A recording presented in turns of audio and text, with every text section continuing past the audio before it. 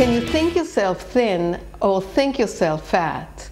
This is a really good question and an interesting one too, and I have a lot to say about it, but I'll keep it short. The idea that beliefs create reality is not my idea, and it's not a new idea. You probably know about this idea yourself, and you probably even practice it in your life in different areas of your life, even without knowing it. The not so familiar idea that I would like to present you with today is that the same way that we can practice the thinking about something and making it real in reality, like finding parking, getting into a relationship, getting more money, you know, in different areas. The same way we can create it in regard to our body, to our eating, and to resolve our weight problem. Sounds interesting, right? So the breakthrough concept that I would like to present you with today is that it's not the calories that make you fat, it's what you think about the calories you eat that make you fat. Now this is something that we can work with, because once we change our belief system, we can eat whatever we love and stay thin. And that's the idea that I would like to talk to you about today.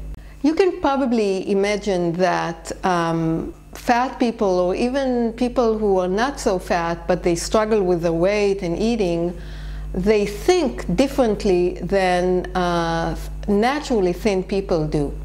And when we go on a diet and we are able to restrain our eating or curb our appetite and be good, we may get thinner and we lose weight to our satisfaction. But what happens is that our mind doesn't change. So at the end of the diet, we may be thinner, but we think fat. Still we think fat. And that's what has to change. If we don't change our mind, if we don't change our belief system, then we'll always go back to being fat like we were before. I would like to tell you about a story of a client of mine that came to me, and she told me that until she was 19 years old, she didn't know diets existed. Now that is strange, don't you think?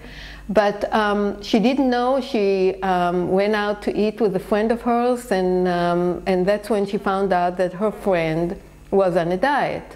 And then she realized that her other girlfriends were on diets, which she didn't realize before. And one was on a carb-free diet, one was counting calories, and so on.